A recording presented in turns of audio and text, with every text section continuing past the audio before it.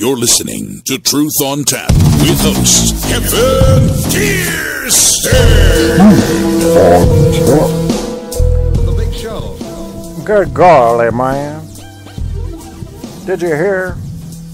I'm running for mayor of Fucktardia, you fucktards. That's right, karma is a bitch. I'm running. It's the Big Show, Truth on Tap again. This is my friend that stayed in a haunted hotel in Fucktardia. All the hotels are haunted. See, we're all about entertainment here. It's the Big Show, Truth on Tap. Your host, Kevin Kierstead. Tonight, we're just going to get all stupid with it, you know? Sometimes you have to. I've been way too serious lately. Way too serious. Time to get goofy, man. I had all kinds of ideas for tonight's show, and I thought, should I call a politician? Maybe. I don't know. I looked up some of their plans to save America. And I thought, my God, this is too easy, you know. Do I do it? I don't know. I got some sound effects. I might just talk about dumb shit. I mean, if there were a town called Fucktardia and I were the mayor, what would I say? That was my idea. I guess I'd feel like a small fish in a miniature pond. I don't know. But that would only be if Fucktardians were tadpoles. Something along those lines, I think. No goal with this show, just silliness. Who do you think's funny, man? Do you think David Letterman's funny? I don't think he's ever been funny. I liked his show when I used to watch it like 20 years ago. But he was from Indiana. You know, people from I'm from Indiana. Bill Cosby's from Indiana. There's some good people from Indiana, funny people, good thinkers. Doesn't matter anymore, man. People can move, you know. People can just move. I got to take my mic off. Stand with me here. Everything's all twisted up. The mayor of Fucktardia is ruling in supreme fashion here.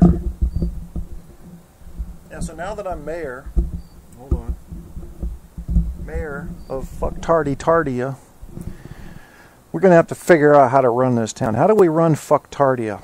A town full of fucktards. Do you know? You know how to run Fucktardia? You can call in and tell me 910 no lying. After all, Fucktardia will take public opinion and put it into practice. So what do you think? What do you think? If you got a town full of fucktards, what are you going to do? We got to do something. I mean, even in a town like this, someone has to lead. So who's going to lead here? Let's see. Live now. So I'm just telling people on Facebook they can come right on in here, talk about Fucktardia and what our future should be. Now, if we're going to remain true to ourselves in Fucktardia, we've got to do a bunch of dumb shit. Yeah, so I think the first thing we ought to do is start polluting heavily. Heavily pollute the rivers, the air, everything we can find. You know, even our own houses. I mean, that's not a bad place to start, is it? You know, you're sitting at home, you're smoking a pipe, you eat some beans and just sort of, oh, what's that? Oh, oh no, I can't stop. It's got to escape. Oh, that actually hurt a little. Is that my ass? Is there a horse in here? I hear an elephant. I hear rockets launching, something of that nature. Is that a door opening? Oh, excuse me. I didn't mean to do that. That's wrong. That was rude. I shouldn't have done that to you. That's very rude. I'm sorry about that. Oh my. You know, what can you do? Sometimes you just have to do stuff like that. Yeah. That's the sound babies make right there when they pass the gas. But I think I feel, I'm not sure, but I think I feel another one. Yeah, I thought I felt another one. It was just kind of a hi-hat on a regular drum beat. Is that what you'd call that? Yeah, I don't know. Because I like, you know, when we're polluting our living room, let's say we had salsa, chips and salsa, salty, and then we ate like 3 pounds of pork. So the way you might introduce yourself is something. Impact. And then after that, oh, it's the following. There we go. I'm sorry. It sounds like applause coming from my ass right now. I'm clapping for you. There we go. I'm sorry. I have to do this. There. Sounds like cattle, doesn't it? Just fucking cattle. Oh. Welcome to Fuck-Fartardia. Is that where we are? We're Fuck-a-Fartardia, right? Oh, what was that? I think I heard what was that? Was that a fire hydrant being opened? I don't know. I feel like maybe I'm on Star Wars and there's a new creature in the bar. What are we going to do in Fucktardia? Well, first we're going to have prostitutes, but if we're going to have prostitutes, then maybe we should just go ahead and strap mattresses to their back. Isn't it all about convenience? Strap mattresses to their back and have them have this little electronic device so they don't have to keep saying the sales pitch. It'll say something like, hey, wanna fuck? $30 for you. Hey, wanna fuck? $30 for you. Why not? I mean, then they could talk on the phone and surf Facebook, but the whole time, hey, wanna fuck? $30 for you. You know, no threesomes here, no threesomes here. Or, I like animals. You know, why make them talk when you could just put it on a recording device and have it repeat itself so everybody knows what's for sale? And speaking of for sale, I think we should sell crack legally, right at the same place where we sell candy, because isn't it really the same? You're getting a fix. One is going to make your kids act crazy. One's going to make you act crazy. You hit the crack pipe. They hit the licorice. Fuck, you got a pair there. Everybody's running around pulling their hair out, screaming shit in Greek. Hey, it works for me. I like it. We're in Fucktardia now. Everything makes sense, man. Everything makes sense in Fucktardia. In this town, you can vote by just giving a thumbs up or a thumbs down. That's how we count the votes. We say, hey, who do you think should this guy win? Oh, thumbs up. Yeah, looks like a lot of people. All right, you win. See how fast it was? No hanging chads. Just a thumbs up or a thumbs down. We might even, for the blind people taking the surveys, we could just do audible, like boos and yays. Why not? And then if you want to get technical about it, if you have to here in Fucktardia, why not? We just turn on the sound meter. Whichever's loudest works. If the boos are louder, why then they work. If the yays are louder, then those work. And then again, who's going to calibrate the sound meters, huh? What if they're tricked? What if they're set up to ignore higher frequencies and the yays are going to get higher frequencies, so boo's always going to be louder? Well, then nobody wins. I don't know how that would work. See, you got to look at all of that. But in Fucktardia, the thumbs work. You can't fake thumbs. You could probably hold up like fake arms with an extra 6 thumbs per arm. That'd be something you have to watch out for. I think you should check everybody coming into the crowd, and for those with fake arms, they should be excluded from voting for 2 years. No fake arms in the crowds during voting time. No fake arms with fake thumbs. You would be allowed to have fake arms with middle fingers, because that way you could hold that up when you didn't agree with something, but you could still text and stuff. While still voicing your opinion, just like the prostitutes with the recordings. This is Fucktardia coming together for you, man. We're building it. It's not as bad as the Nightmare Before Christmas. What was the name of that town? What was that mayor that was always laughing or crying? He was a funny Fucktardia mayor. Oh my God. Yeah, here in Fucktardia, everything goes. Everything goes in Fucktardia. Everything goes, including your clothes. If you want to know where I got the idea for the town of Fucktardia, I actually said in my head Fucktard and added IA, because I'm incredibly creative like that. Incredibly creative. Let's see. So Ramsey might call in. He's the Arab midget comedian. Got giant feet, a beer belly, and he's balding. That cracker looked crazy, man. I can't trust him. But I think together, him and I can make people laugh. He's not funny. He's a comedian, but he has to never tell the same joke twice. So that puts a lot of pressure on you. If you can't tell the same joke twice, then you're always reaching for new shit, and half of it isn't funny. The poor guy, bless his heart, it's a hard thing he's doing. Sometimes he's funny. He looks funny. So when he goes to an act, he doesn't really have to be funny. You can just laugh at him. You don't have to laugh with him.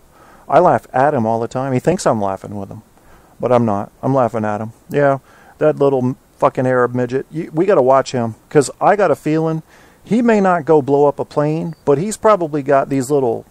I just got a feeling he's got these like pellets to feed to cows so the cows blow up. He's going to go blow up cows in the open prairie. That's what he's going to do. That little fucker. Keep your eye on Arabian midgets, man. Fuck that. Don't blow up our cows, Ramsey.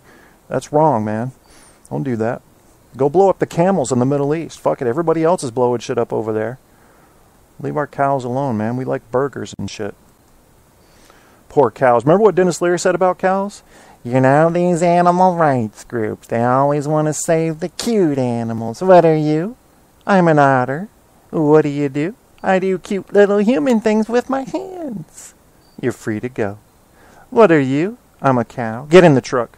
But I'm a cow. You're a goddamn baseball glove. Get in the fucking truck. Yeah. Yeah, we want to save the cute animals, don't we? And then people say, well, what about whales? Well, the only reason we're saving whales is because people personified them. That's what they have to do with any ugly animal that wants to be saved. They have to personify them. So you put them on the back of a goddamn Disney book, drinking tea and eating croutons with an Englishman, all of a sudden the whale is personified. Why, he's not just a whale. He's fucking Willy. Free Willy, bitches. Now all of a sudden we want to save the whales, but whales weren't cute before. We didn't care about whales till they were made personified. You know how egotistical that is? We are fucktards in fucktardia, aren't we? We really, all of us live there. You're in my town now, bitches. I rule fucktardia.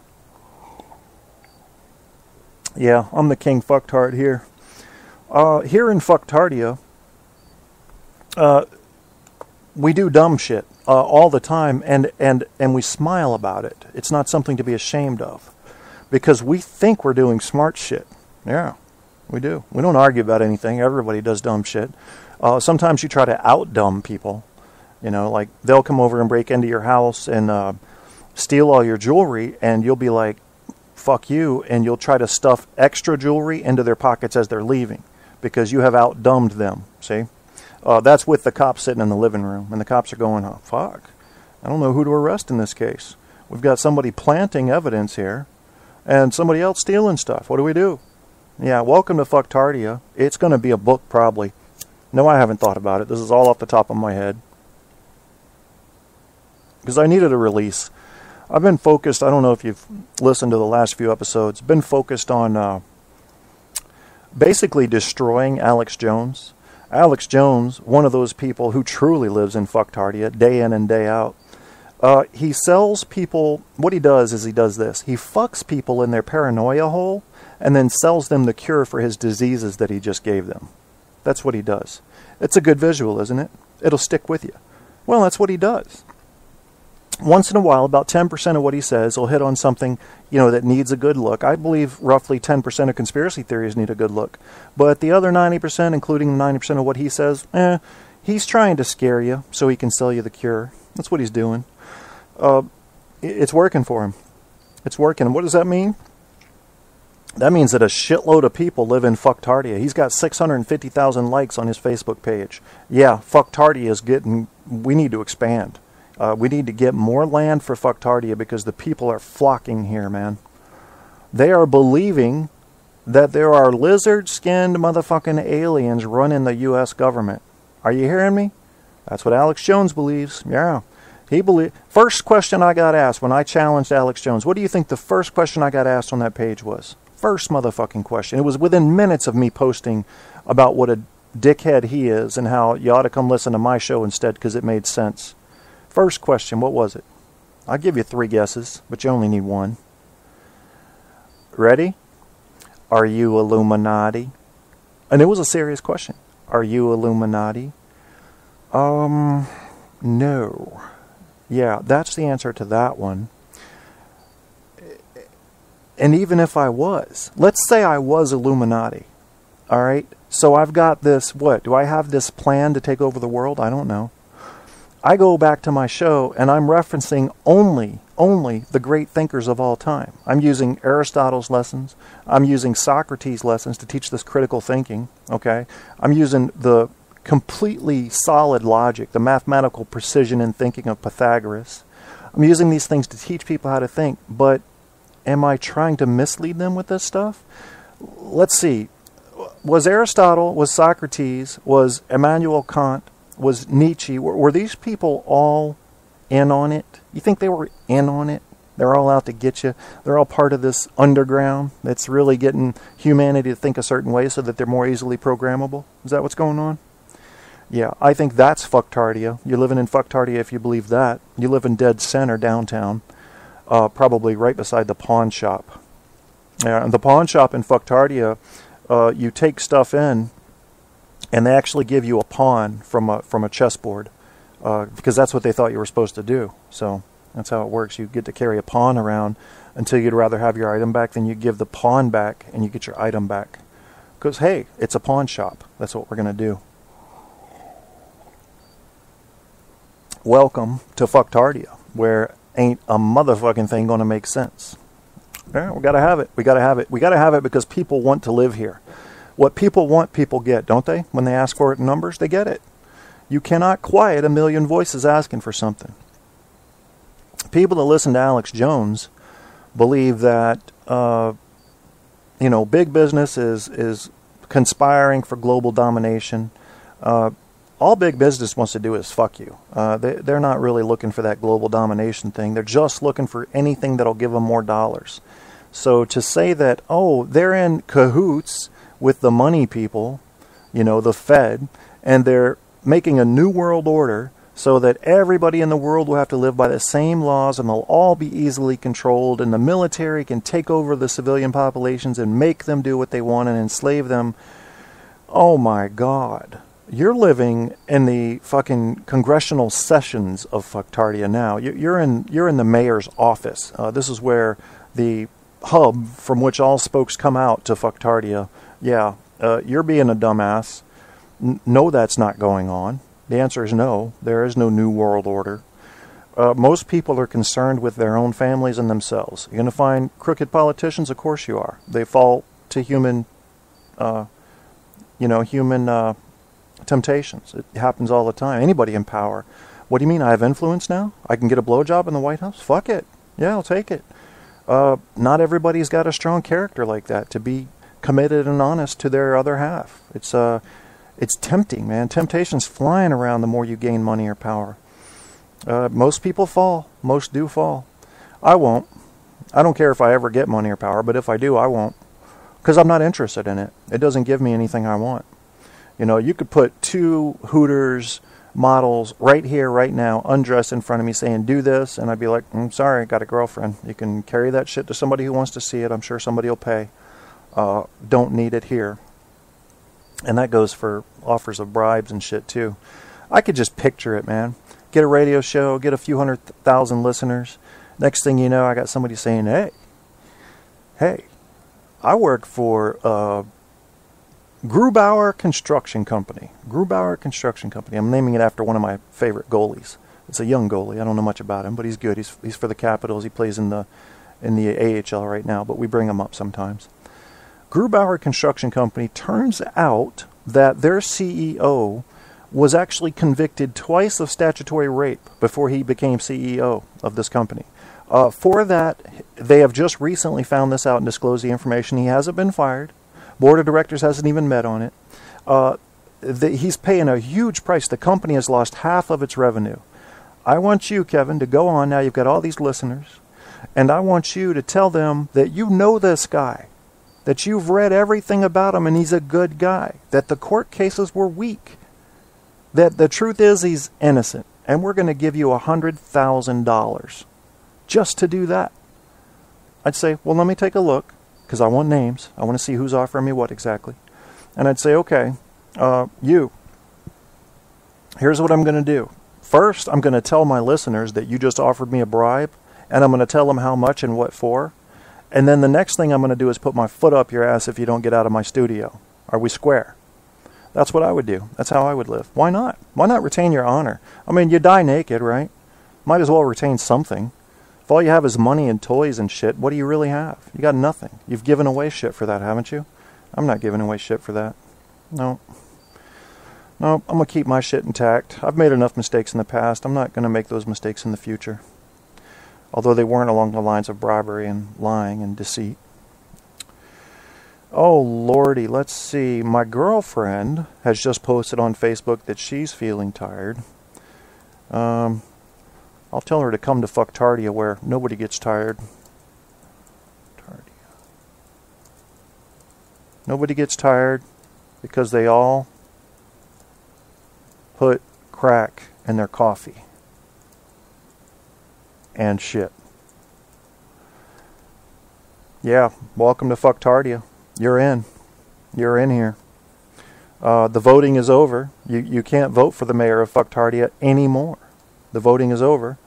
But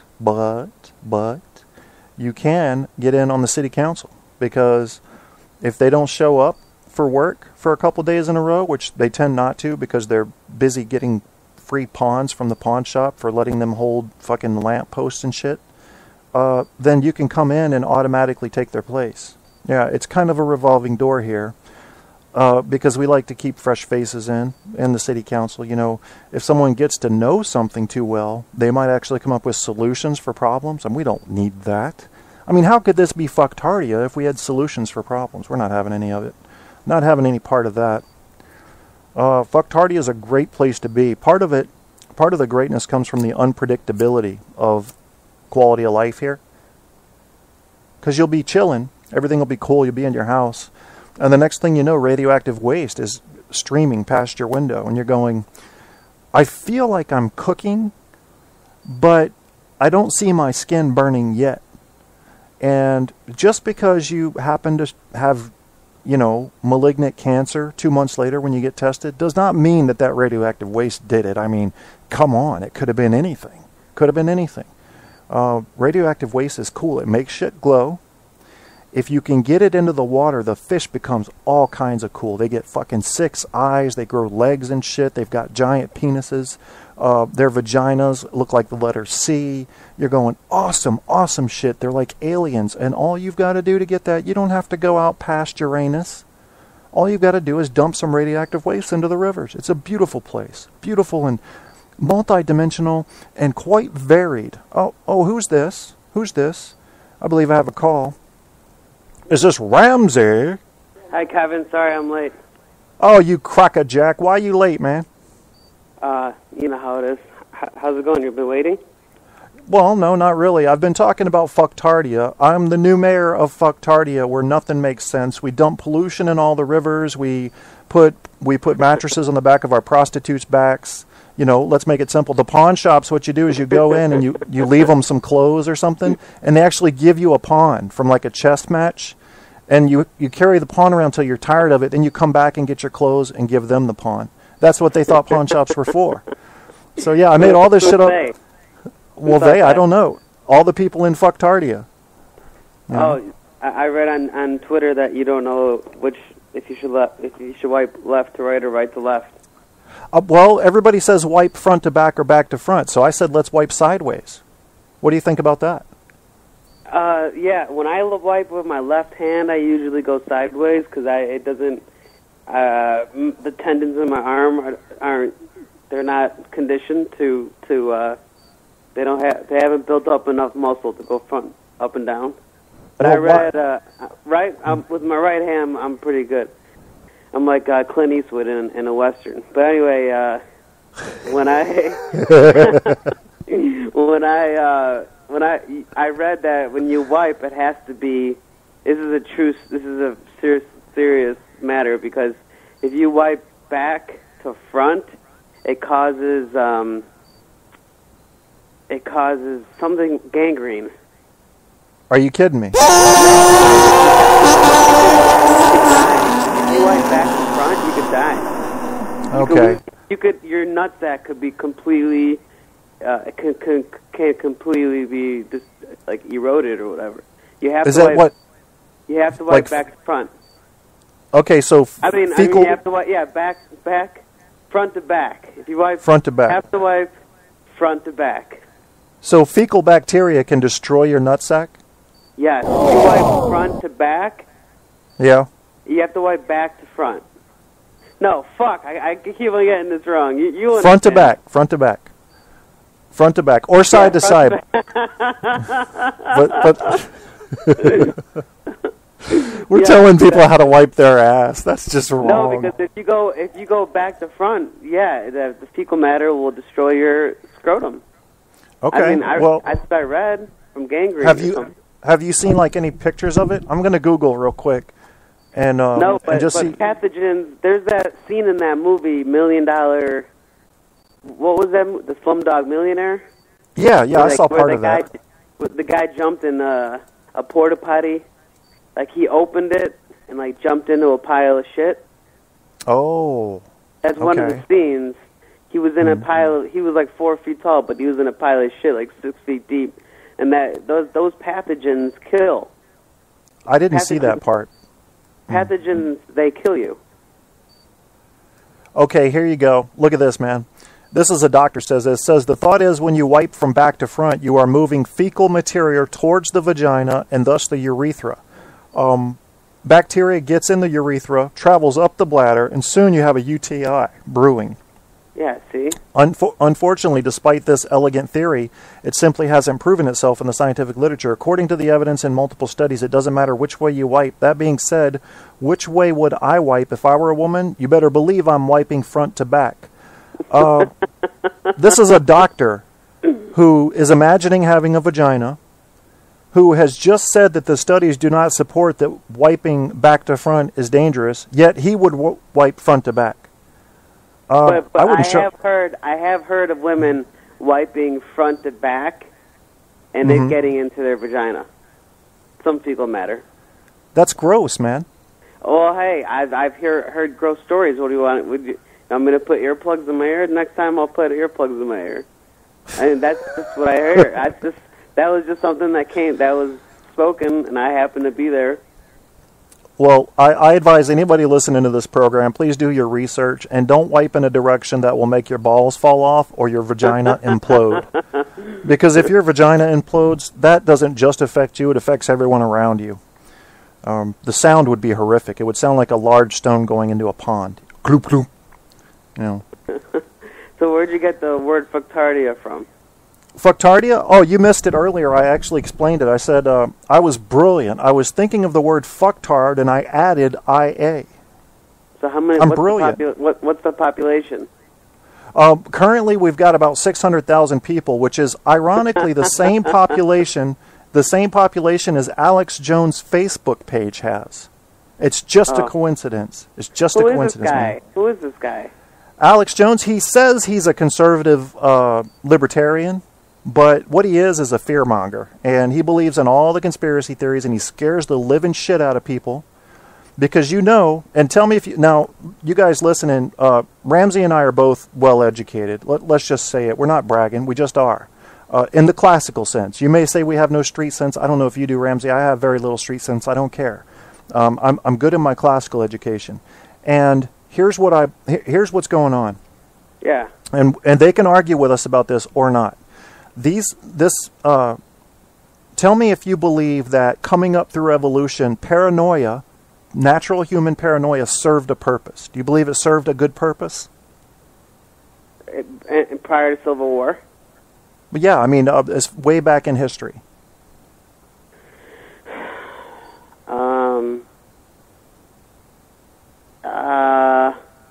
I mean, it'd have to be some, like, really, really heavy paranoia.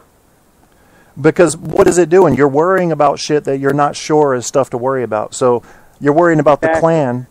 You're worrying about the Klan you can see off the cliff 400 yards away, wondering what if they attack us. But they've shown no indication they're going to attack. So then you prepare. You start getting your defenses ready. So in that case, paranoia is helping, right?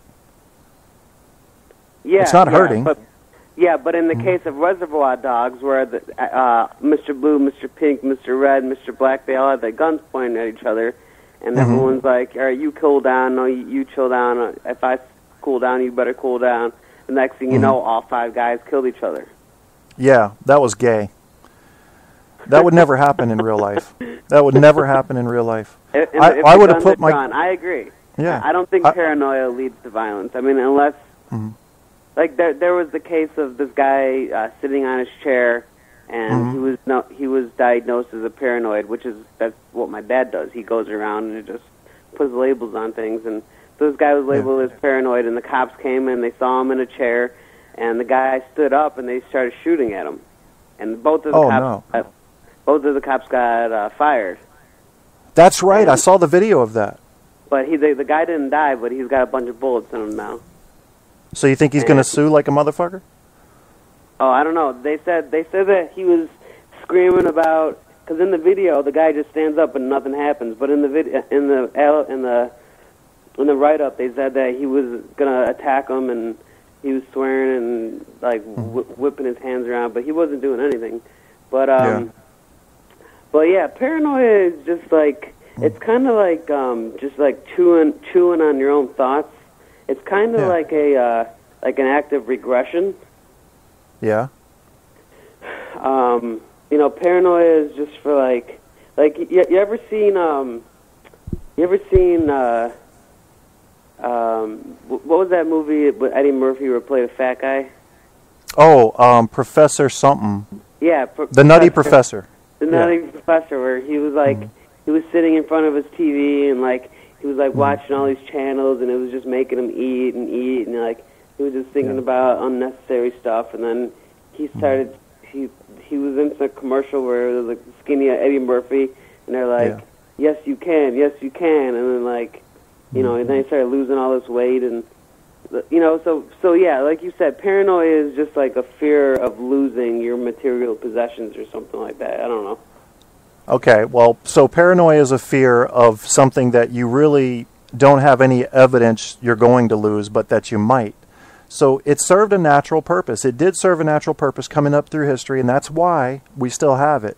So that big gaping paranoia that most of us have, if we're simple in our thinking, very simple-minded, somebody like an Alex Jones can come along and say, guess what? The Illuminati is out to get you. The federal government is out to get you. You know, the lizard skin aliens, which he actually believes are on Earth, are serving in the federal government. And people are buying this shit. The New World Order is already taking place. You know, what the fuck? So me and a few other people are on his page attacking him. Yeah, I saw some screenshots. Yeah, we have to. I mean, who else is going to do it? You know. So fucktardia is everybody that is being scared by Alex Jones, basically. Yeah, why not? Let's start off with that population. They are our residents, and they elected me as the mayor. So why are you let them? Why do you not want them to be scared? I don't want them to be scared about things that they should not be scared about, because it's a lie. And what they do is they start passing on these lies, and it's a plague that dumbs down humanity as a whole. But more than that, it's causing them not to enjoy their lives. Now, Alex Jones is making his money off of it, but it's all lies. Most of it is lies. Within 20 years, all these people in fucktardia are going to be like, holy shit, I just woke up from that fucking nightmare. Why the fuck was I there in the first place? You know, and now they're like 68 years old with a popsicle up their ass, and they're like, oh man, I just wasted 68 years of my life with a popsicle in my ass. But that's what fucktardia is. All the billboards in fucktardia say, you know, believe Alex Jones. What's going on with Ramsey here lately out there in the L.A. yonder area? Well, dude, I've been popping a lot of sleeping pills, dude. I've been in major depression, dude. I love your honesty. Why are you depressed, man? Well, all right, well, it's been 10 days. I moved, it's 28th, what's it, 28th or 29th? 30th now. Holy shit. Time's flying, I moved bro. in there on the 18th, so it's been 12 days. And the second day I got here, I got a report from YouTube, and now somebody's working on it, thinking that, trying to find out if it's a hacker or not. But somebody went into my YouTube account and erased 3 of my videos, and then yesterday they erased 3, and then today they erased 2. So that's 8. And Jesus. I don't know how it's happening. I keep on calling, and I know where they are, and they say they're YouTube, and I don't think it's a hacker. I think it's YouTube, I don't know if it's racism or whatever. I have bought ads on Facebook that match with the numbers on my YouTube account, and and what YouTube is saying is that I have too much traffic and that it has to be a robot. And I said, listen, man, I appealed to them. They're like, you're not allowed to appeal, but I appealed to them. I'm like, here are the statistics. If you go to my analytics page, it says 1,686 people watched this video, which is 2,989 minutes. How is a robot going to watch my video? Like, they'll click it or something, but I have also an advertisement on Facebook that says 1,686 people saw the video.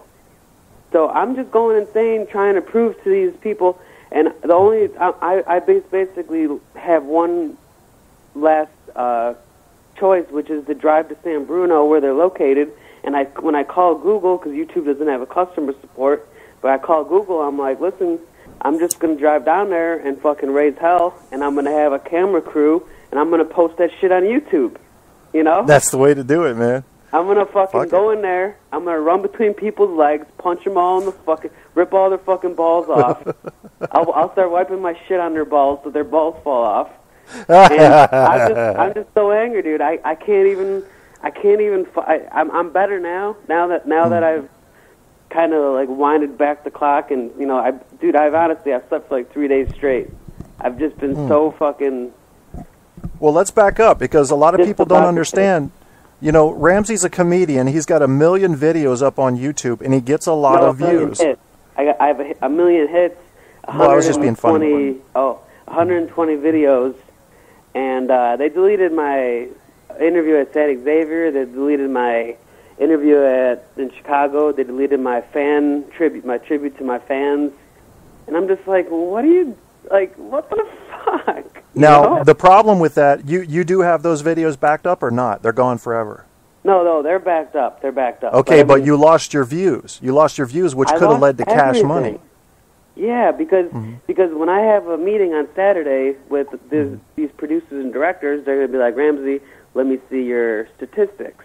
And they're going to be like, well, why'd you have a drop of 50,000 minutes in the last 6 days? And I'm like, I know, I just moved to fucking L.A., and I was about to make a bankroll, and now, you know, I don't even know. I don't even know, dude. Just the timing of it is what kills me. Well, here's what you should do. I lost 50,000 minutes. You should get an external traffic counting service, one that you can trust, and do screenshots. Yeah, Google Analytics. Yeah, I know. Yeah. Do that, man.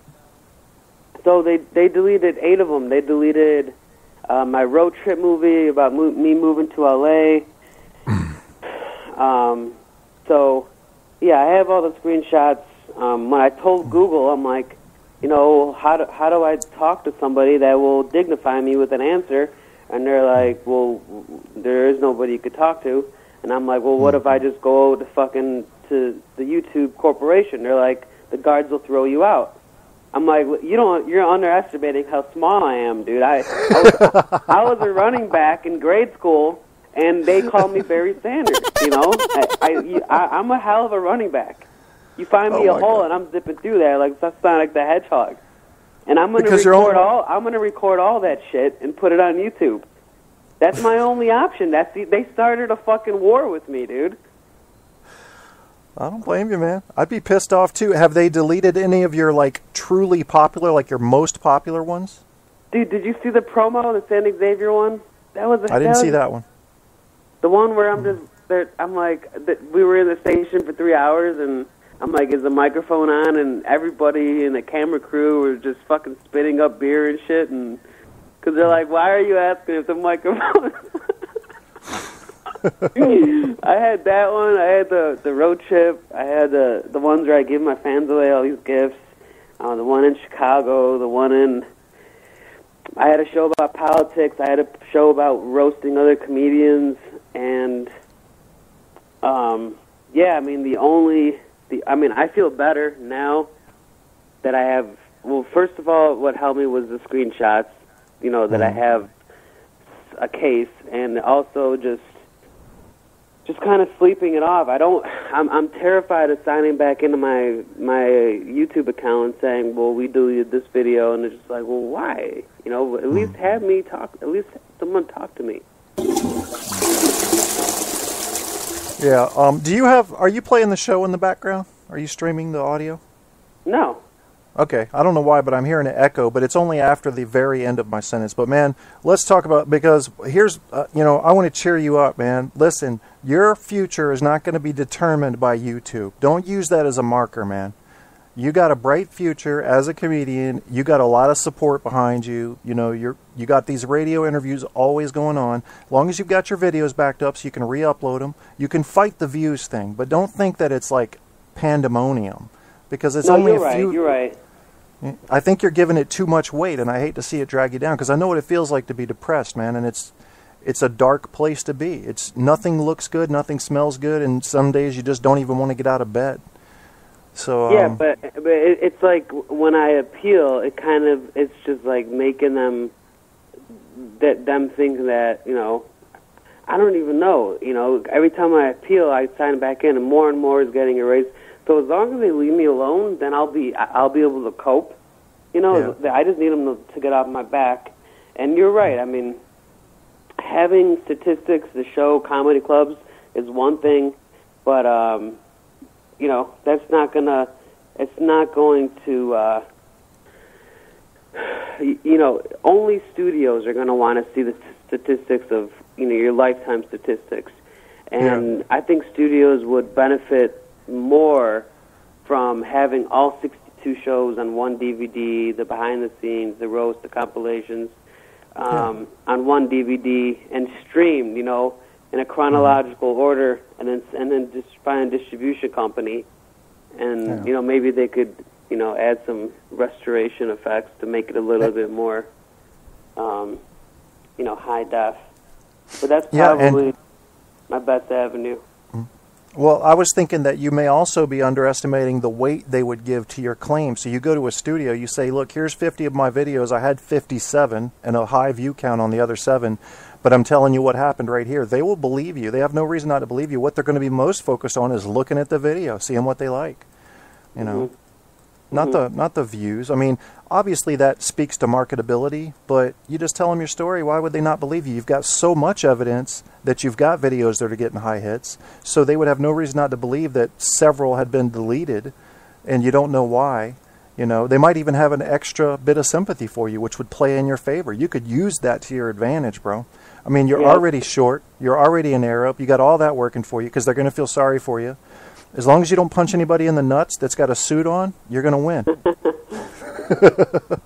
Yeah, that's true. The only thing only thing now that's really an affliction is that the fact that they say that I'm getting too much traffic. It's like you working for the Air Force and them saying, "Oh, Kevin, you're too good at, you know, restoring planes. We got to fire you."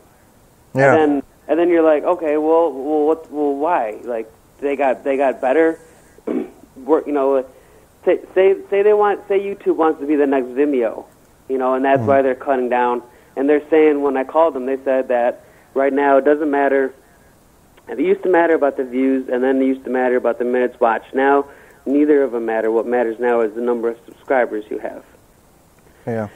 So now that's why they're cutting down, and they're just like, you can't be the new Vimeo. YouTube's platform is so cheap, and I'm gonna go. I have a meeting on Saturday. I can't remember where. I think somewhere in Santa Monica. And who is it with? Well, I have one meeting with this guy named Joe Moran, who he's been here for like 11 or 12 years, and we're thinking about shooting. I have a prank TV show. Mm-hmm. It's a bunch of ideas. It's just like a prank show, basically. It's like it's like kind of bringing back. It's not like prank calling. So we were thinking about starting to shoot that, and then there's about 20 minutes away from I think it's like West Hollywood or something, is Madhouse Entertainment. And I Oh, called yeah. them. And Yeah, I've heard of called them. them. Yeah, I called them, and they. I know exactly where they're at. I had a meeting right by there with some other studio, and so I'm just gonna knock on this guy's door, and on Saturday, and show him the statistics and everything, and then I got invited by this woman who used to be in Chicago to Flappers in Burbank, and then I'm just there's a lot of So coyotes that's what's around my coyotes. house. So I might make like a comedy video of me shooting a bunch of coyotes. That's my next idea for a video. Dude, they were at my fence yesterday, barking at my little poodle. They wanted. You're allowed to shoot them? I think I am.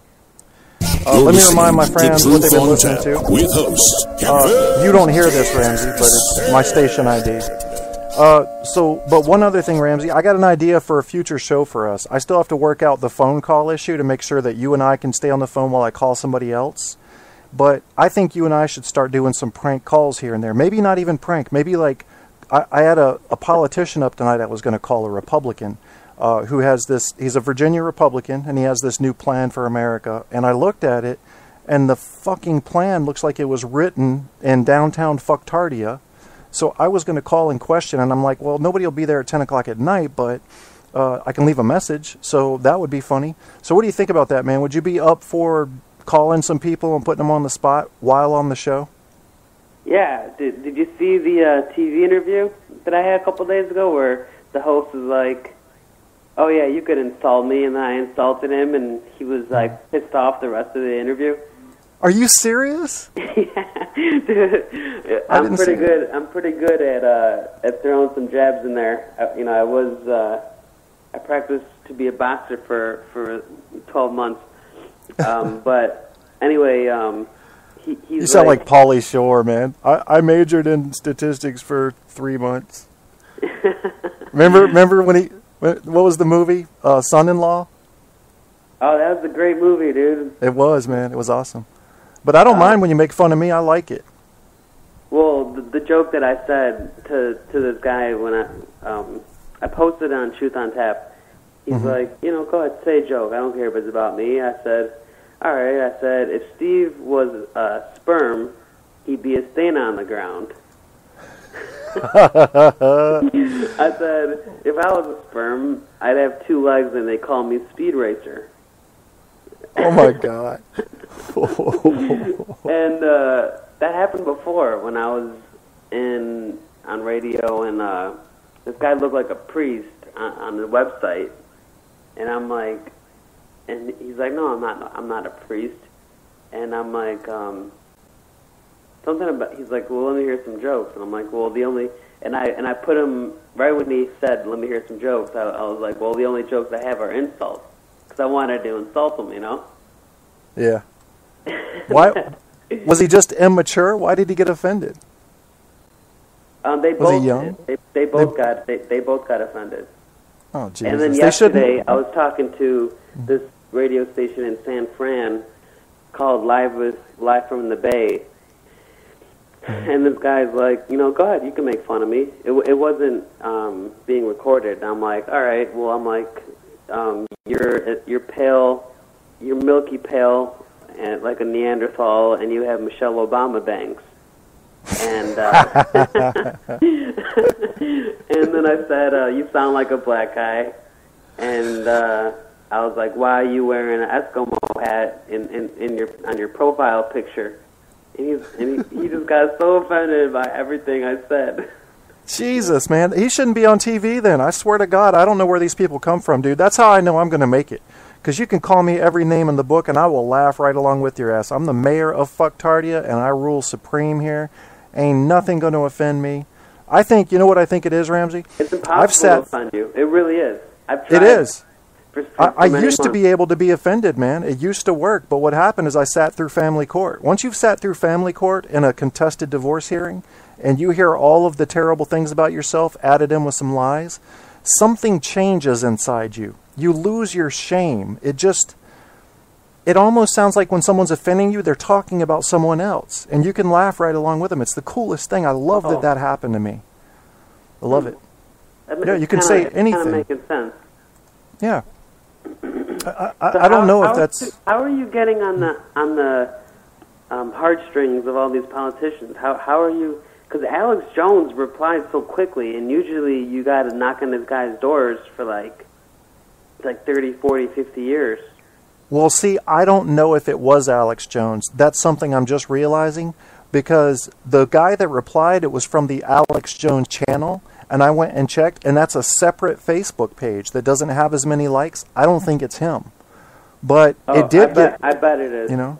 Well, it may be him, but the way he's acting is like, oh, that's cute. You have a cute little radio show. Hey, I support you. Yeah, put up another one. Fuck you, Alex Jones. Because I'm getting under your skin if you replied at all. You know? Well, dude, and I am. Yeah, exactly. Mm-hmm. And a lot of these people, they have, once they get in that zone of worrying about what other people think, they'll start creating different shows, and they'll just sit at home in their basement, like that,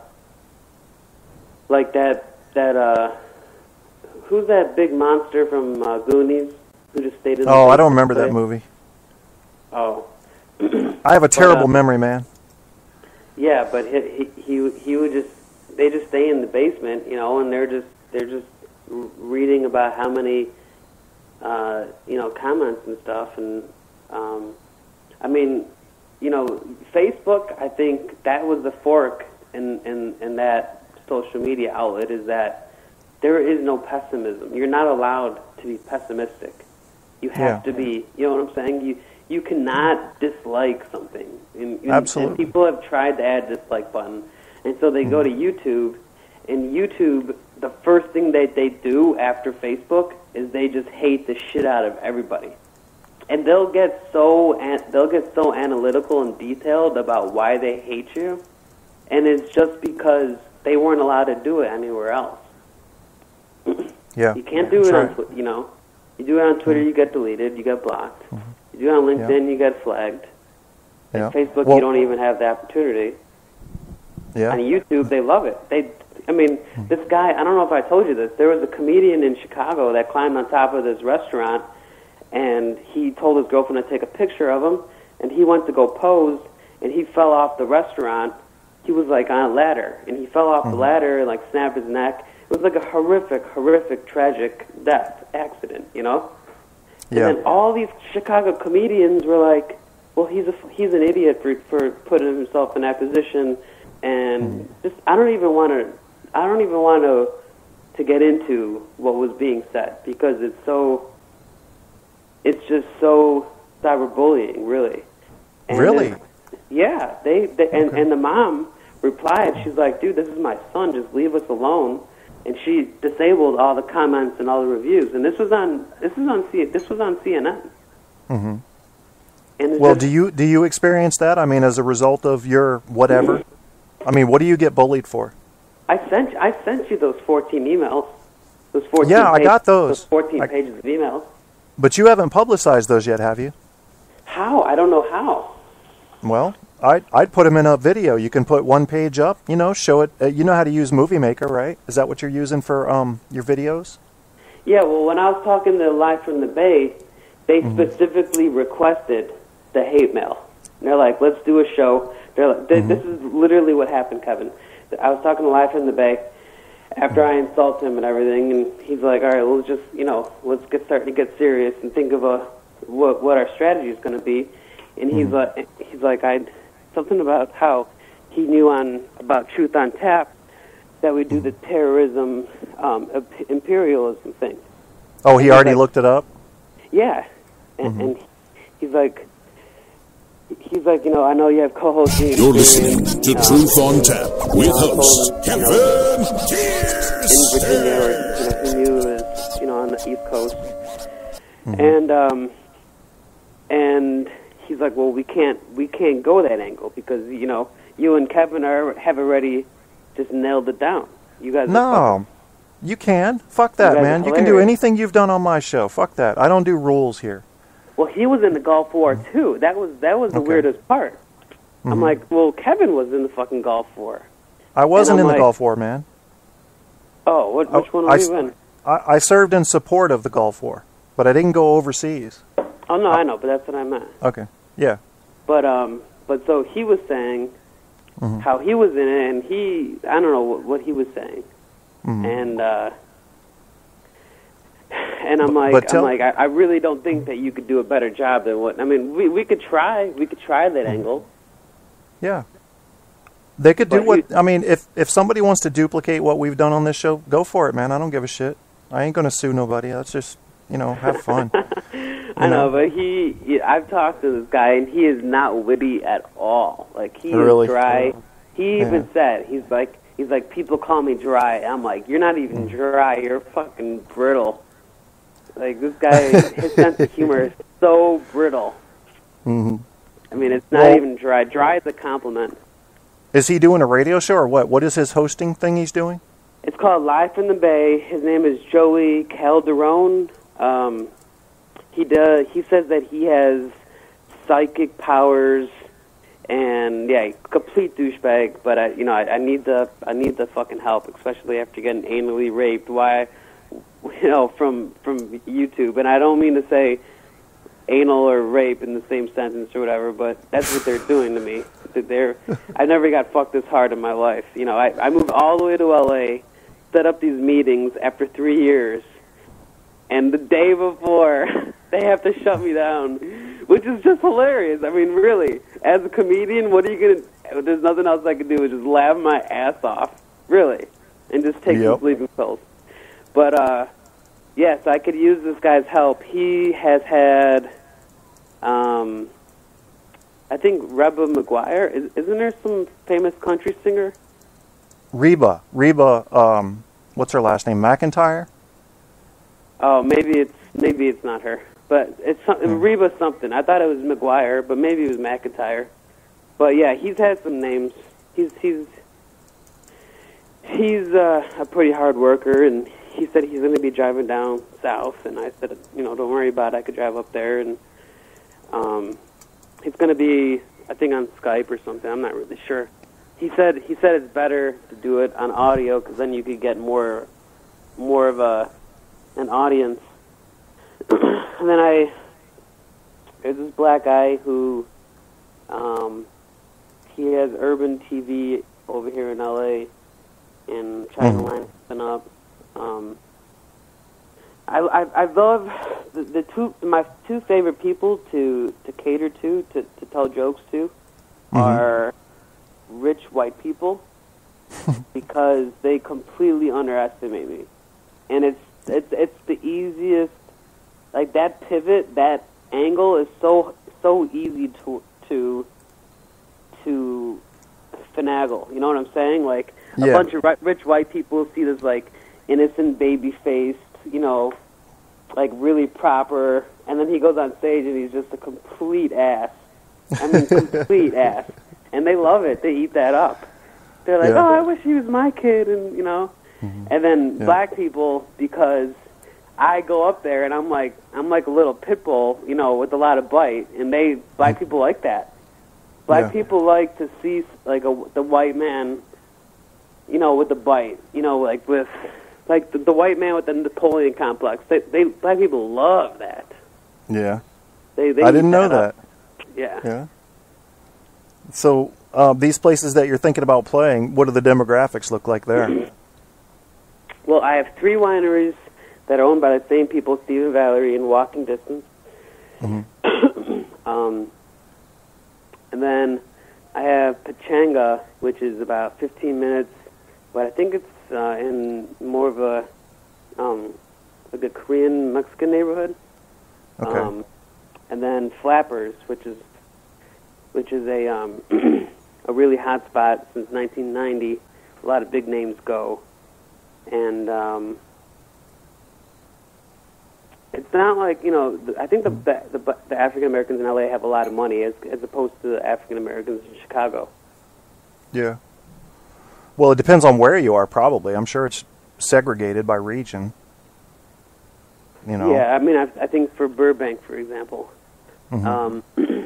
Then I heard of an Old Town Temecula, which is everyone wears cowboy hats, which is perfect for you.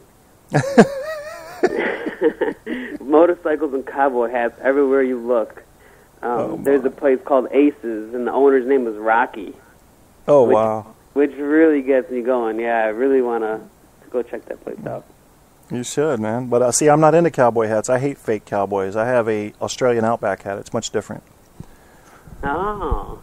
See, I'll wrestle crocodiles, but I won't act like I got a fucking horse when I don't. Half the cowboys you see in America now have never set foot on a farm. That's fakeness. I don't like fakeness. My Australian Outback hat says I'm a little bit crazy, and I like to keep rain off my neck. That's all it says. That's all it says. You wrestled the horse? I've never wrestled a horse, but I've fallen off my horse many times. See, I could wear the cowboy hat. I've had a horse. I lived on a farm. But I hate a fake cowboy. Oh, they drive me nuts. They got their fucking Stetsons on. They're wearing their ostrich skin boots. They're going out to the line dance. And they've never stepped on anything but concrete. And I'm thinking, bitch, you wouldn't live a day on a farm. My horse would have torn your ass apart. My God. We never even broke my horse. She just bucked you off every time. You got on, you got bucked off. That's what happened. There's some stables in the area, and I think they're looking for some groomers. So my next job might be a horse whisperer, but yeah, I wouldn't mind. I've ridden on a camel, and they're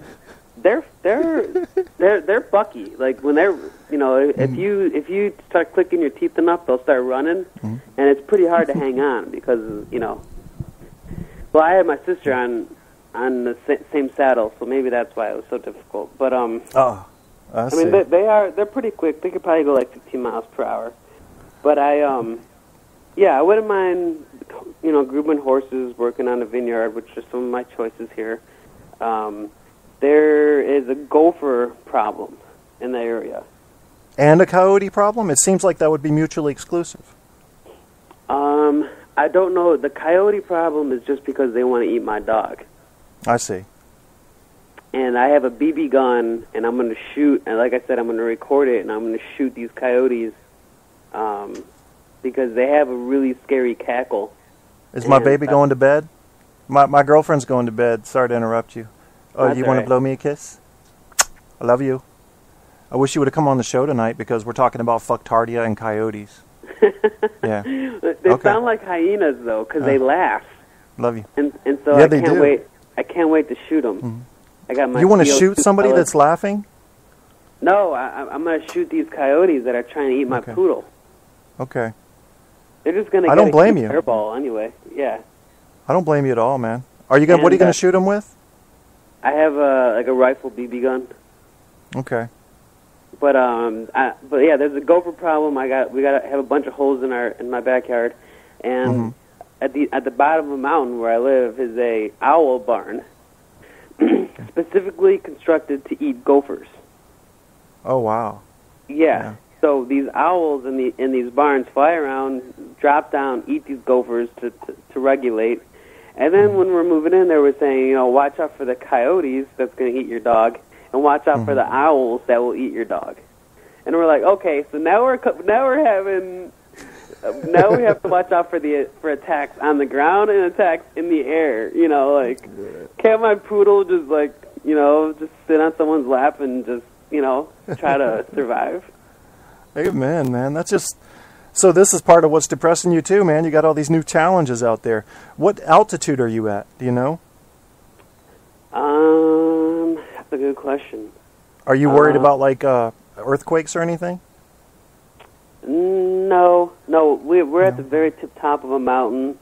There's, at the bottom there's a brewery. There's a neighbor that's kind of halfway down. But yeah, I'm not too depressed about my dog because I'm pretty good with the gun. I usually always stand out with him when he's going out, and the rest of my family are helping with that. The only thing really I don't know if it's a hacker or I'm not depressed. I'm just looking forward to finding where San Bruno is, which is probably not far, and making a kick-ass YouTube video. Because I'm so sarcastic and so satirical that I'm gonna be like, what? You don't want this on YouTube? Why? You don't like YouTube? Yeah, YouTube sucks, you know. And I'm just gonna just rattle the hell out of them. That's the way to do it, man. Yeah, and then we'll see if they take that down too. But yeah, I mean, otherwise, I'm really happy. I'm really happy with my place and the location, and I am all day. I was posting comic books because now comic books are going for like $150 each. Damn. Yeah, on eBay. So I'm just been posting comics on eBay. Well, let's tell people how to find you, man, because some people just will occasionally drop in and listen to an episode and not listen to any more, so they need to know how to find your books and stuff. Well, I host. I was talking to this Playboy Playmate that I was on radio in Boston. Me and her were guests on this show called Beats and Eats, and I'm going to host her book. It's called How to Find the One or some stupid bullshit, I don't know. But I could host people's books in my bookstore because I'm a power seller, and you know, they keep all, just like I wanted to do for you. You know, you keep all the royalties, and it's just you know, just another avenue for sales. That's cool. Yeah, to cross promote and but yeah, you could find my new road trip video or my TV interview on Tabs 801. YouTube.com/Tabs801. Tabs stands for Trick Ass Bitches, and the 801 is, I have no idea what that stands for. I guess it's a guy with sunglasses and a really big nose and a really thin lips or something. I don't know. Oh, okay, yeah. I didn't think about turning it sideways. Yeah. Because if you look at it sideways and you took out the zero, it would look like balls in a dick. I didn't think about that, but it would. So it looks like balls and a vagina and then a dick.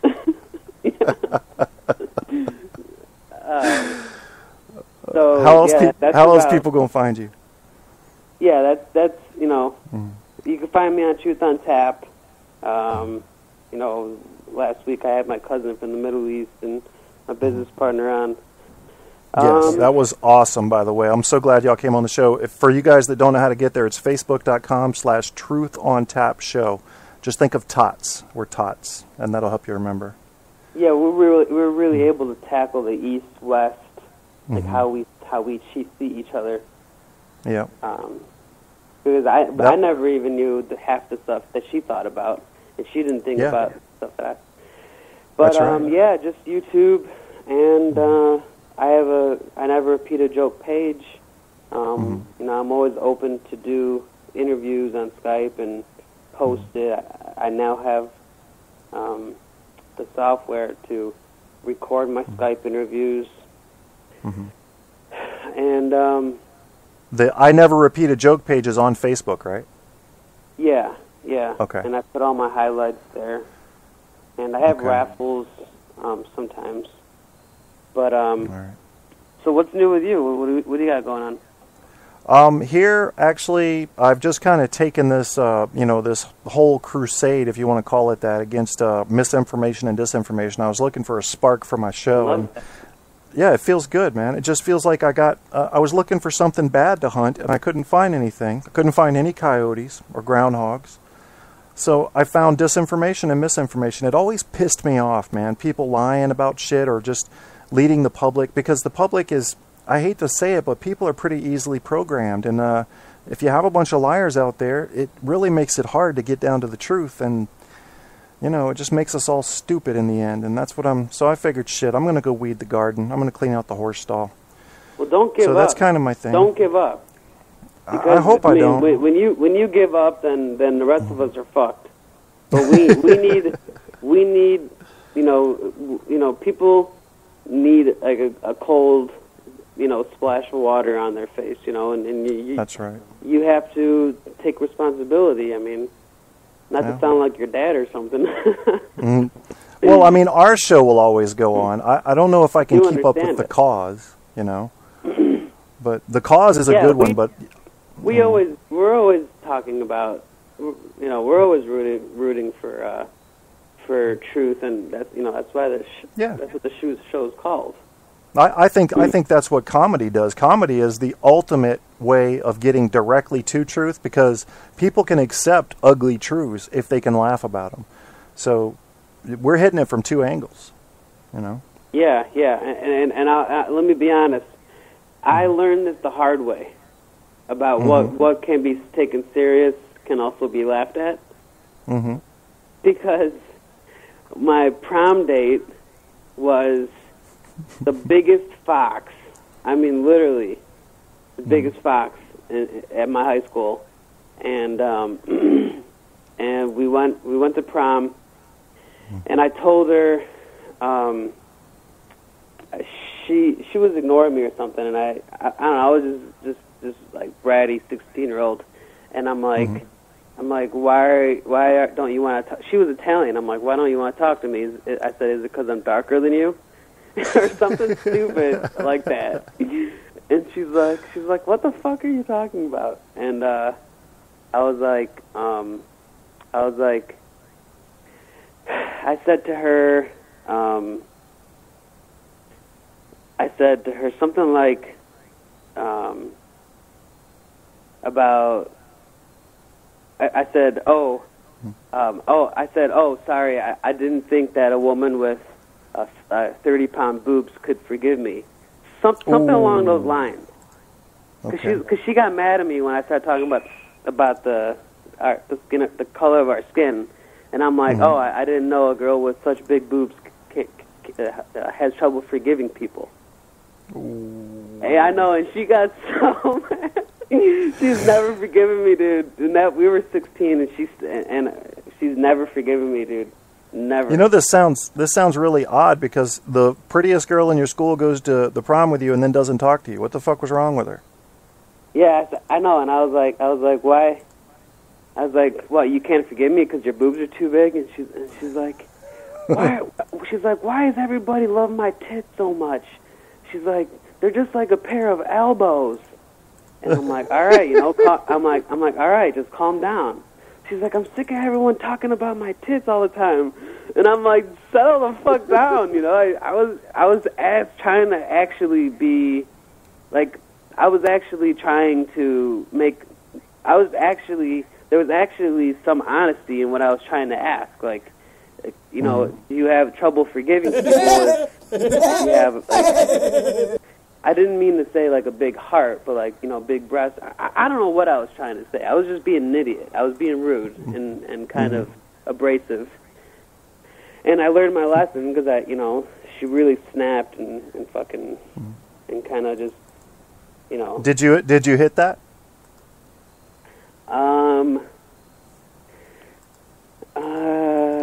You're thinking real hard, man. I know, I'm trying to think of... No, I didn't. But I made out with her friend.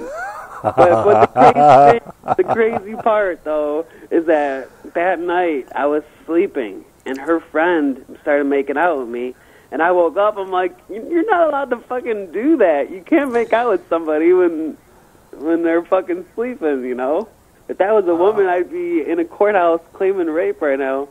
And again, I'm not trying to get into sexism or whatever, but I mean, that's happened twice to me, where someone would wake me up and they'd be like, hey, I met you at a bar, and I'm like, what are you doing in my fucking apartment, dude? Trying to give me fucking herpes or something? You're not allowed to come in my apartment and wake me up. Holy shit, that was weird. How did they get into your apartment? Are you fucking kidding me? That's craziness, one badass girl when I was in college.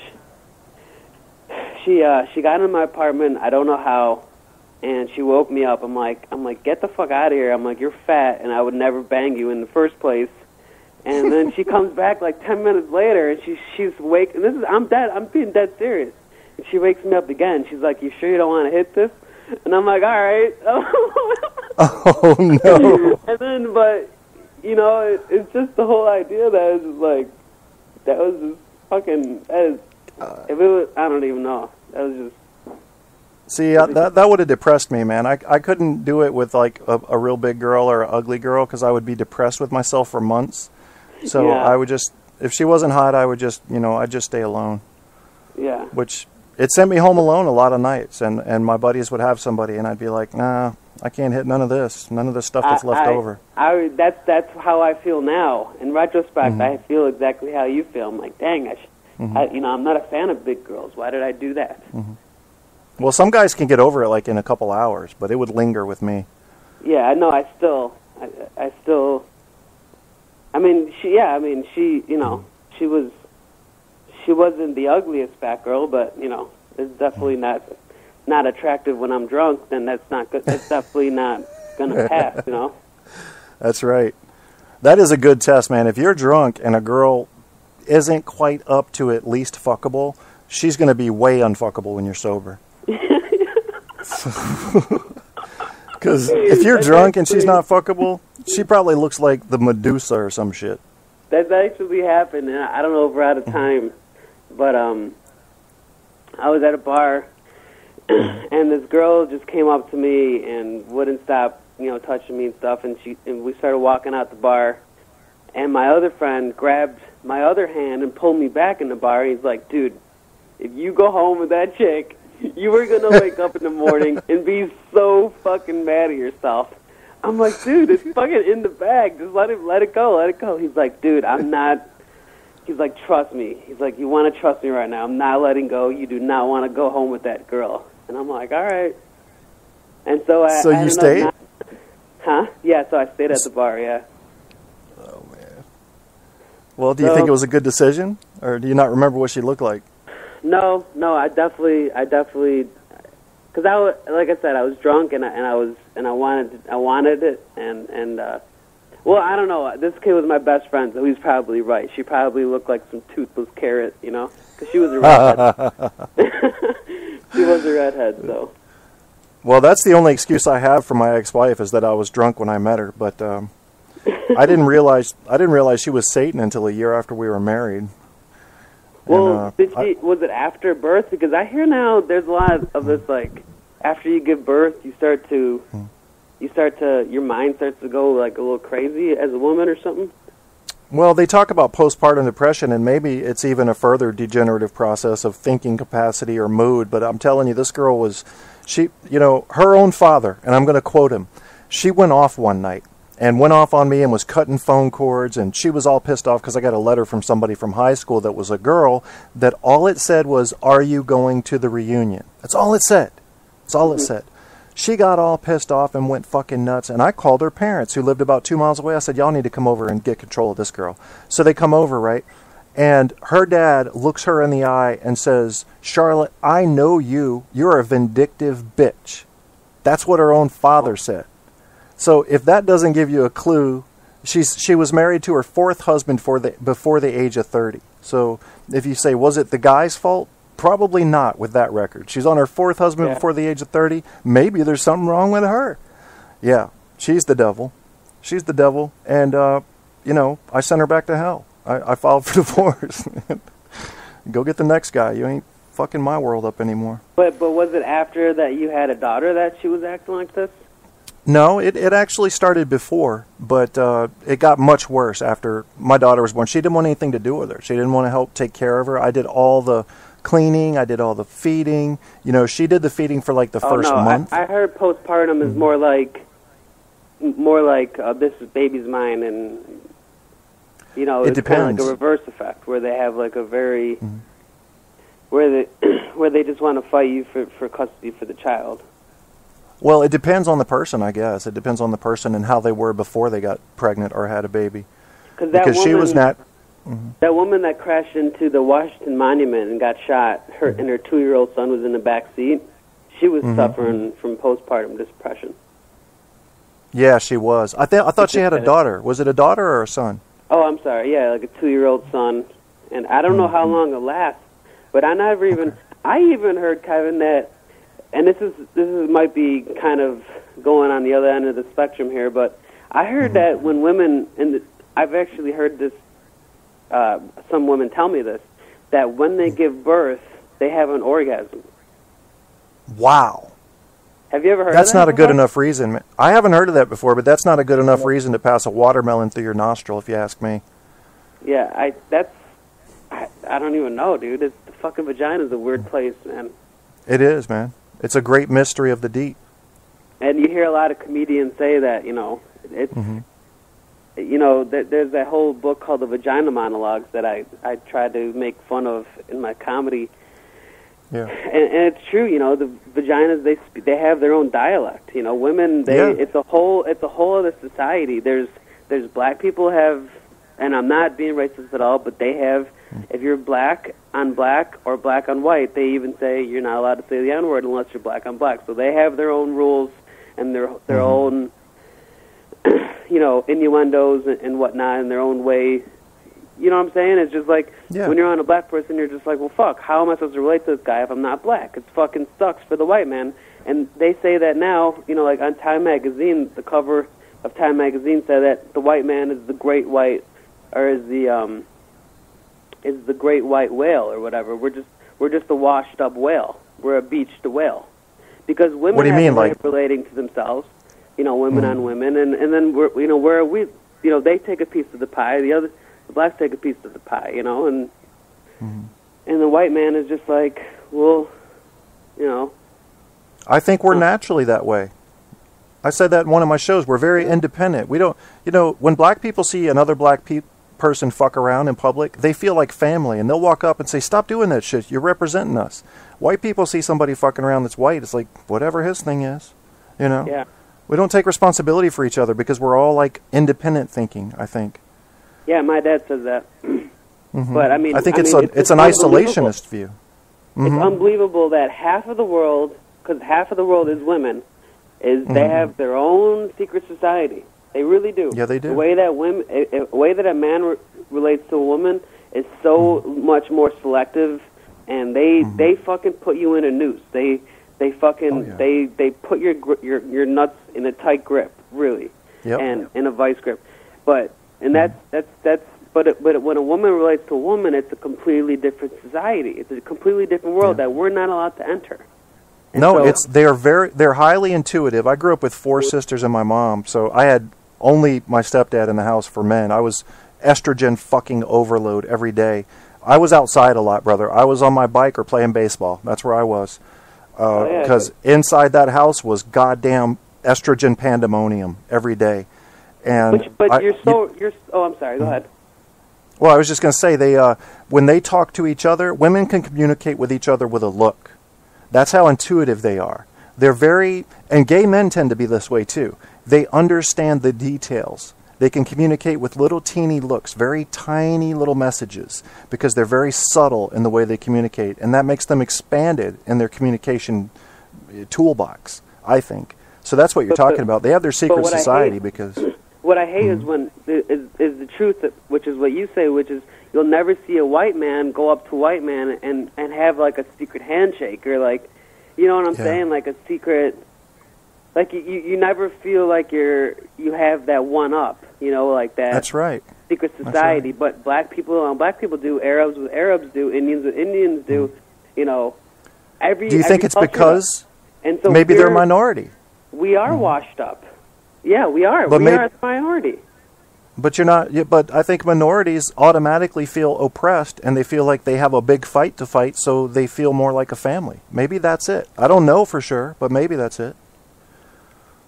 What if white people are going to become the minority? That's coming, right? Well, hopefully then we could be, have a stronger community. Dude, you're Arab. Why are you acting like you're white? Well, I'm first generation Arab. Okay. So okay. I'm an Arab American. I could play that. Yeah, card. I know. But you be talking like you're white. I'm like, what the fuck is Ramsey talking about tonight? Has he got some new crack or some shit out there? Well, we're coming up on 90 minutes, man. So this is going a little long for this show, but so we'll get ready to wrap up here. But I just wanted to say, man, you guys know that listen to the show, I love Ramsey. I think I feel honored to have him on the show. I don't care how big I get or how big he gets. I hope he keeps coming on. Our primary mission is to bridge the gap between the Middle East and the West, but our other mission is just to have fun. We play well off each other. I tend to be a more serious kind of, I don't know, I guess you would say astute character, and he's a more fun-loving but widely... He knows about movie culture. I don't. He knows about people culture. I don't. All I know is what I read in the news. You know, he lives in big cities. I live in small towns. It's that kind of difference. He's short as hell. I'm tall as hell. So together we bring you everything except for the female point of view. Really. Yeah, but yeah, for that Kevin, we can bring your cousin on. What's that? Yeah, I know. I'm going to try to have her back. Maybe on a three-way or some other family. I have a lot of family in Cali, but yeah, you have a lot more. I think you have a lot more. You say I'm more fun-loving, but I think in a more of a naive sense, I think you have a more bigger heart and you bring a more of a paternal instinct to it, and really. But we both have. We're both high energy, and today's show really helped me get out of my slump because Good, man. Good. I want to find out where Sam Bruno is, and you're gonna see this video, dude. I'm gonna go up there dressed up with a fucking Morning Star, with fucking nunchucks, in my fucking on Halloween in my fucking Ninja Turtle costume, and I'm gonna just start fucking shit up. You're gonna see it, dude. And the whole reason why I'm gonna record it is because I'm gonna be like, what? You don't want this on YouTube?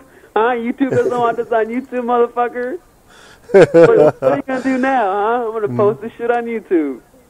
That is going to be so awesome. I want to watch that video as soon as it comes out. I need to check out some of your other videos tonight because I haven't been keeping up. I've been doing so much research lately on this stupid Alex Jones conspiracy shit. Yeah, you can see my new house. There's the video that says my new house, and it says Jay Moore is my neighbor because I found out Jay Moore is my neighbor. And you could see driving up this fucking mountain to get up to my house. And then you could see Who's Jay Moore? Jay Moore is a hilarious comedian. He's the guy he's the guy who fires Jerry Maguire in Jerry Maguire. Oh, okay. Damn. Jay Moore. All right. Yeah. Yeah, he has a radio. I'd be making friends with him, bro. Connections. I'm gonna try. The Dish Network guy said he lives in the area, and he just got into radio. So I'm gonna try. I'm getting my feet wet as much as possible. I've told people there are two things. Go ahead. Yeah, you're welcome, man. Yeah, I was just going to say two things that people need. I said it in one of my shows. You got to have the education. You got to want to learn so you get the education. And the second thing, connections. I hate that you have to have connections. I think it's unfair, but it works. So, man, you hook up with that guy, just a few phone calls for people he knows. I'll bet you're on your way a lot faster than you thought you might be out there. It's just a good tool, Keep up the good work, man. On Truth on Tap, you had 18 new followers in the last 24 hours. Yeah, so man, they're piling on.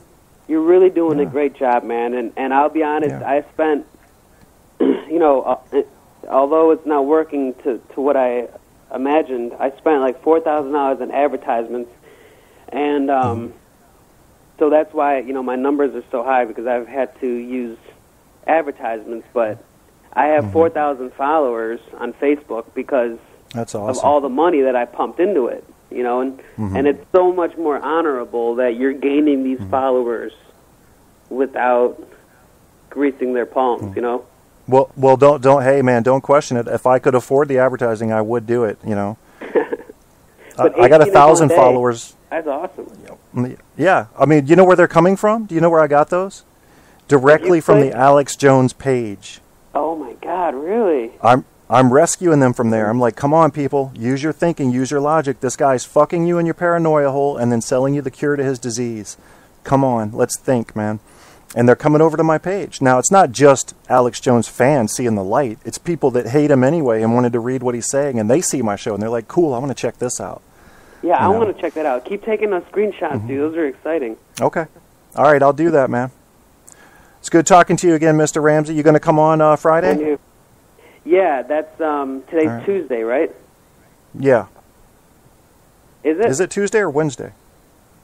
I can't see my watch. I don't know if it's Tuesday or Wednesday. Okay. Today's Wednesday. Okay. Yeah, All right. I'll see you in 2 days. All right, brother. All right, thanks again. All right, take care, Ramsey. That was Ramsey Swice. You heard where to find him, so I won't repeat that. Ramsey Swice, a comedian, a bookseller. He deals in books. You know, most comedians, in fact, most radio personalities that aren't huge yet, most actors that aren't huge yet, they're going to have another job, you know. I'm one of those guys, I'll be like Forrest Gump. Remember, he had all the money from the Bubba Gump Shrimp Company, but he still insisted on cutting the high school's grass, didn't he? It's a sense of purpose you can only get from doing certain things, no matter how wealthy you are. So I fix computers when I can get them. I live in a small town and don't have a whole lot of customers. But I'm the only guy left in town that works on them. The other business that was here left. And I also make these paracord bracelets, which we just ordered some more paracord tonight. It's a fun hobby, and people buy them. And I've written my novels. I've got another one due out in the next few months, which I've already had a good friend do all the illustrating for. She's drawn all of the 10 major characters. They're awesome. It's a great story, too. Another fiction story, so all 5 of my books are fiction. Let's see, what else? So that's all I do, but this radio show's picking up, and there will come a time when I'm selling ads, but I've already said, and I'll say it again. Let's use Toyota for an example. Let's say Toyota comes on, and we're going to go back to Fucktardia here. So Toyota calls me up, says, Kev, we want to run commercial on your show. You're getting some listeners there. You're getting some traffic. We want to push our new 2014 Wagga Laga Baga Baga model. Okay, you can do that. What do you want, a 1-minute spot? I'll give you a 1-minute spot. Then I find out after 2 weeks of running this commercial, when I've given them a month slot, that Toyota has been buying parts from China, reducing their cost and quality by, say, 40%, but not giving the consumer any of that savings. This was discovered under the table. Somebody blew the whistle. Am I still going to run their commercial? Yeah, I made an agreement with them. I'm still going to run it. But as soon as I get into the show, I'm going to tell on them. I'm going to tell you the news. Hey, these bastards did not give you the savings. Yes, I'll run their commercial. I made an agreement with them, but I'm also going to tell the truth, regardless of what that does to their reputation. So if you're a person who's thinking about, for your company, running an ad on my site or through my show, you probably want to think carefully. Make sure your ass is clean and that I don't have anything I can go after, because you'd feel real stupid if you paid me a few $1,000s to run ads for 6 months and then I come after your entire industry. And like wind energy, if they were going to do something, don't think I would for a second not tell you about all of the drawbacks with wind energy, and there are some. Look at your documentaries, look at your evidence. That goes for anybody. You run a commercial here, but depending on what you're selling, I mean, you have to have some good taste. Other than that, sure, why not? Maybe I can pay the bills a little easier if I start selling some commercials, so I will. But it's not going to be mostly commercials. It's going to be mostly me trying to make sense to you, or me and Ramsey trying to make you laugh, or close the gap a little on the Middle East. I mean, the whole site, the whole show is dedicated to truth. To truth. Truth is evasive these days. You can't even trust me. You got to look shit up. And since it's not always easy and convenient to look shit up, some of you guys are working 50 and 60-hour weeks. You can't look up everything. You need somebody out fighting on the point that is not going to fuck with you. And what I do mostly, my current cause, my current mission, if you will, is teaching people how to think logically, soundly, within reason. That reason drawn from the greatest thinkers in all the world, past and present. People like Alex Jones, if you believe him, you're saying Aristotle, fuck you. You're saying Socrates, you're full of shit. Alex Jones has it right. Yeah. Lizard people are in your government. That's right. They're aliens. They're infiltrating. There's a new world order that's going to take over everybody and your sheep. Yeah, you're blind. Wake up, he says. Wake up. He doesn't speak truth. He speaks to your paranoia and then sells you the fix. Tune into the next show, and I'll tell you who's coming to get you next. How many people have come asking for your guns? How many? How many have knocked on your door and said, we're here for your guns? None? You're kidding me. None at all? Oh, they're planning for it. Right, that's what they've been saying the last 50 years. They're planning for it. Yet it hasn't happened. Okay, guess they're still going to be planning for it. What else? What else are they going to do? They're going to come. They're going to take your freedom of speech. They're saying the police forces now are going to be working for some sort of inside force. The police forces have become rather militarized, and that's a bit of a spook, but they're not working for anybody. They don't have any hidden agenda. People are not mounting coalitions to come get you. Okay, there are no FEMA death camps. Look at your evidence and you will find out that this is true if you apply rational, logical thinking to it. I can't do that for you. You just have to learn the constructs of good, rational, logical thinking, and you'd be surprised at what you can learn if you've never looked into critical thinking formally. There are some real avenues to growth in there in your education. And what happens is you get this way of clear thinking that you can apply to every area of your life and every moment going forward. It's going to change everything. It's going to change everything for you, because even if you're like me and you want to walk away from the river of truth after work, in my case after my show, I do. I walk away from the river of truth. I go sit under my shade tree, put on my rose-colored glasses, and watch kids fly kites. The world's a beautiful place. The people are beautiful in it. I know that's not true. I know there's a lot of ugly in the world, but I don't want to live the ugliness all the time. So I'm going to voluntarily fantasize under my shade tree that the world's a beautiful place and everybody's a lovely person. When it comes time to work, we go back over and set up our camp right beside the river of truth, and that's what we speak. That's what I do. Now, as far as comedy, on these types of shows, yeah, I'll fuck around. You'll hear truth, you'll hear bullshit, you'll hear whatever, but it's certainly nothing meant to sell you on anything. It's just having fun. And I need to break away from the seriousness once in a while, because seriousness is depressing when you do it all the time. This is fun to me, doing a show with Ramsey or just bullshitting. I'll do episodes called Stream of Consciousness where I'll just bullshit about anything. But you can tell, just listening to the tempo of the show, that I'm not trying to sell you on anything. I'm just fucking around. And I'll admit it. Anyway, what I'm going to admit to you right now is you're what you've been listening to Truth on Tap with host Kevin Kirsten. That's right. Now, what we're going to do next before I close out of here is I'm going to put on a couple of songs for you. One, if I can get this one to play, it acts funny, is going to be Stellar Art Wars, This is the Age of Cocaine, which, yeah, we'll see if that works. I don't know. Last time it didn't work, so I had to play another song. Here you go. George Ellenus, Mine, Yours, Ours. Oh, that's a zero song, so that's not going to work. So the translation didn't work. This is our music. Alright, Love Shadow, We Don't Even Drink. I like that one, but I'm not going to play it again. Remixing is Okay is a cool one. Mind Map, that. I haven't played that in a while. Alright, since I don't know what this one is, I'll play this. It's called Emerge in Love by Alex. Yeah, go ask who that is. And then then I always have to play a Bad Ace song. So Bad Ace is going to be tonight Scandal Cafe, putting that on. So you'll hear some good music here. And as I continue to rule the throne of Fucktardia, I want to thank you for listening to tonight's show, where we were quite fucktarded, being the patriots of Fucktardia. And there may be future episodes of Fucktardia. Like with all shows, this is more of a pilot. We'll see how it goes. Mostly it was just bullshit. Fucktardia wasn't really the focus, but it surely was mentioned a few times. And what we'll do is, if people like this, we'll come back to it. If not, I'll vacate it. Yeah, I'm a malleable person. I roll with the punches. Got to keep it going. So there it is. And here this is. Peace.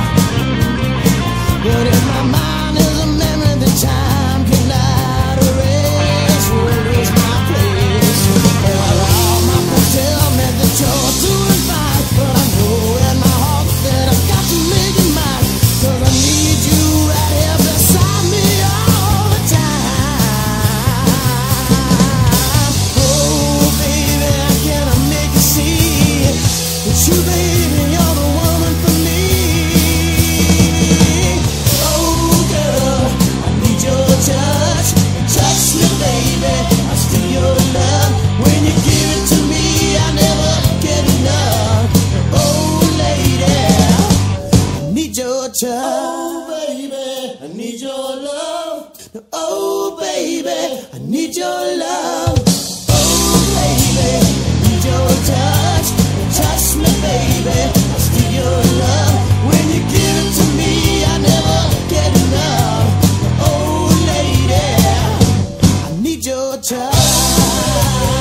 Touch me, baby.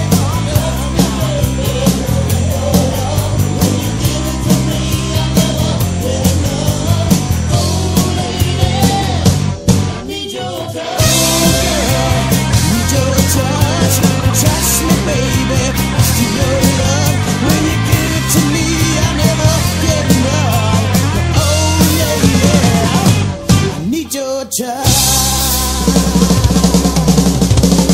You're listening to Truth on Tap with host Kevin